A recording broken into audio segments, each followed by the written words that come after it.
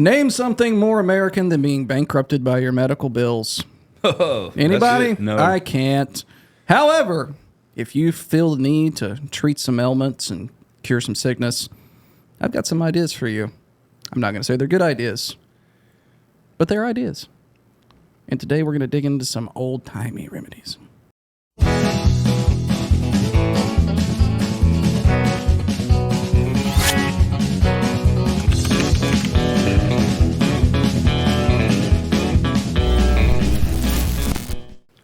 Old-timey remedies. We're going to start with something I don't even like saying. The milk of human kindness. The milk of human kindness? And it didn't come from dildo. That's good. That's good. Watch the last episode for details. 2 Canadian doctors had a cow delivered to their hospital in 1854. Anybody want to guess why? No. I have no clue. Why would you take a cow to the... Well, it wasn't to provide fresh dairy products. They were trying to inject milk into you as a substitute for blood. Ugh. How'd that work out? Poorly. It's not too good. Yeah, where's that from? Since you don't have the red stuff, there you go. We'll put the white stuff in. Ugh. That was actually the theory, was that the oily and fatty particles found in milk were convertible into the white, I'm assuming blood cells, of human blood. Which, oh my gosh. That's not how that works. Well, they do call it a practice for a reason. Yeah, I mean, it's constantly evolving, but still. The first transfusion recipient did quite well, but, spoiler alert, the others passed away. Man. Yeah. It began gaining traction in the United States, with one person declaring that intravenous lactal injection would have a brilliant and useful future. No, it didn't. Ugh. Man, poor people they did this to. I mean, did they try chocolate milk? Or maybe strawberry? I don't know, but you think when they injected it in, they went... How do you feel? Are you proud of your work? Oh, Lord. All right, so this one I personally wish still existed, as I think anybody that is a parent does.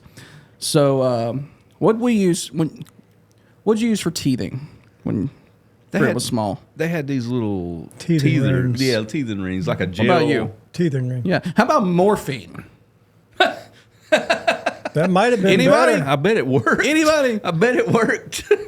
Miss Winslow was held as an untiringly devoted healer of children and a creator of a pediatric cure that operates like magic. Bet it does. She and her company, what they really did, was distribute morphine and alcohol to huge numbers of cranky and uncomfortable children across the United States. See, it's twofold. You give the kids some morphine, you give yourself some morphine, everybody's happy. Wow. Can't go wrong. Wow. Can't go wrong.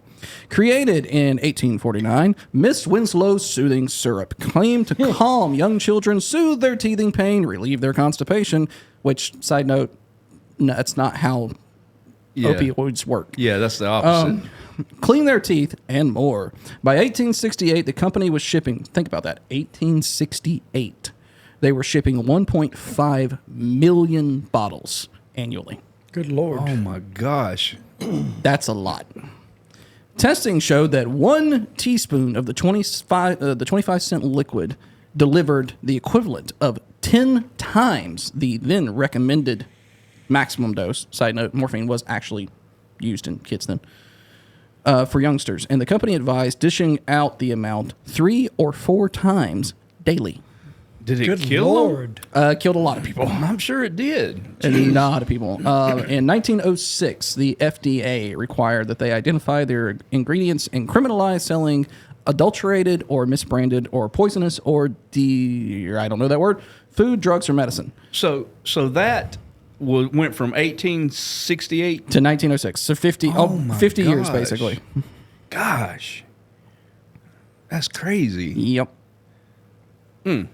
So she single-handedly effectively led to the creation of the FDA because it was killing so many kids. Wow.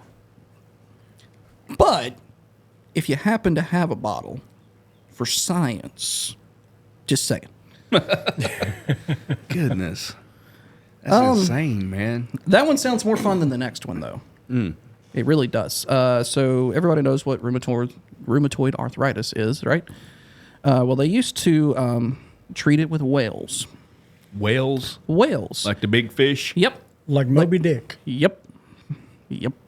And what you would do is you would spend many hours inside of a whale carcass, hoping that the hot, rotting blubber would treat your rheumatism.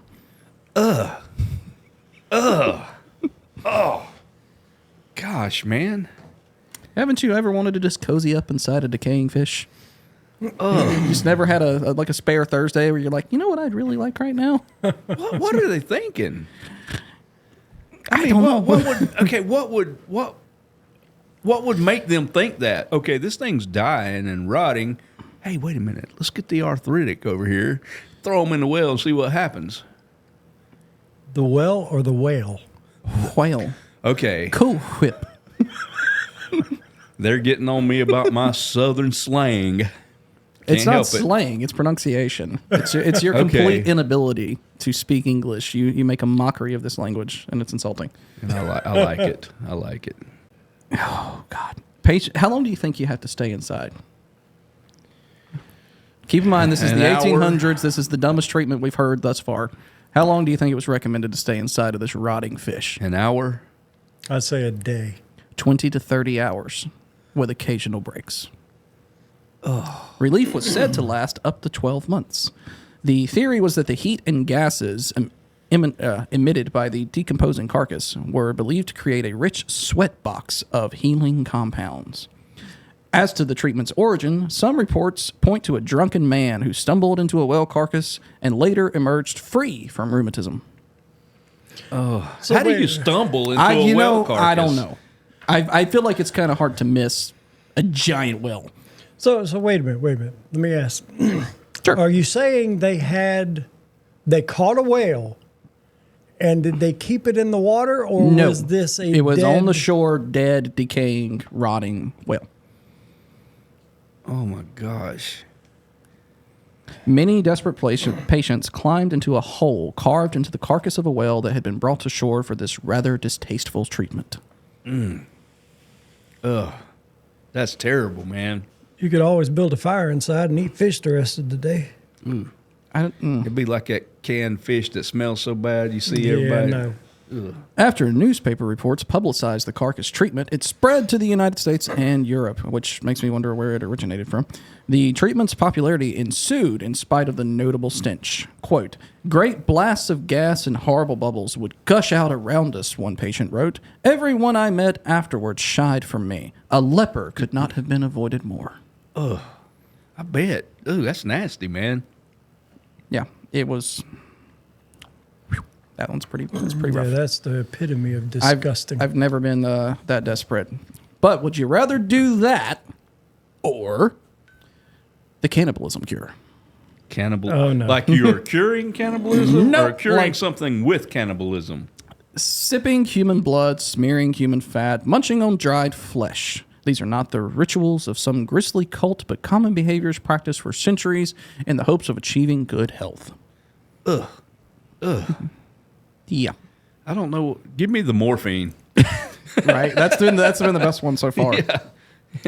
As far back as ancient Rome, patients drank the blood of slain gladiators to bolster their strength. Medical vampirism was practiced during the Renaissance, with one notable practitioner suggesting that the elderly could regain their vigor. Pay attention, David, by sucking from the vein of a willing, healthy, happy teenager. Man. You could recapture your youth, my friend. Eeh. I don't. Nah.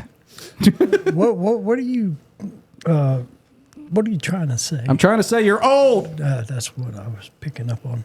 Okay. I know you're a little slow, hard of hearing. It's fine. We'll change the batteries in your hearing aids after the show. You know I have the power to mute you. You do, but then who's going to read this thing? Continue. Oh, it finally began to die out in the 18th century, which seems like a long time for that to run, Yeah. honestly. I mean, oof. But the use of human body parts continues today in the form of life-saving organ donation. Side note, getting someone's heart in an organ transplant is not the same as chewing on their arm. Yeah. And if you can't see the difference, we'll take you to an eye doctor and have your vision checked because there's something wrong with you. Yeah, I couldn't do that. There's one more. If somebody's feeding you a lot of crap, what's a phrase you tell them to stop doing? You ever told someone to stop blowing smoke up your ear? Yeah. You know where that came from? Oh, no. Got any ideas where that came from? I bet this Dildo? originated in Shitterton, Arkansas, or wherever that was. That was in England. England. Yeah, England. 2 words. Bring yourselves up. I want your reactions to these 2 words. Okay. I do. Here we go. Tobacco enema.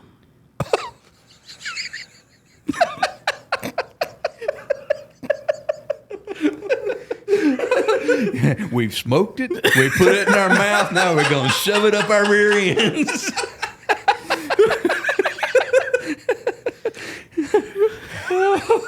Can you touch your toes? Bend over and cough.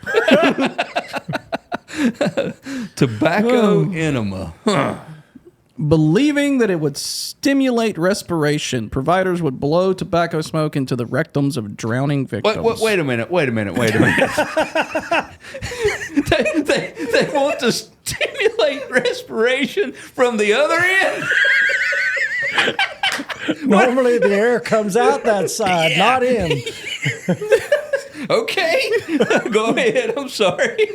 One of the first recorded uses took place in 1746.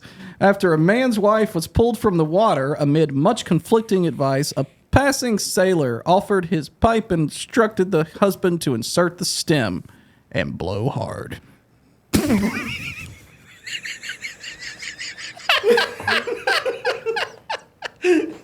Side note: This is all real. I pulled all of these from an actual medical article from the AMA. I think it was like, this is legitimate. It all had citations. I can picture that. The pipe goes in.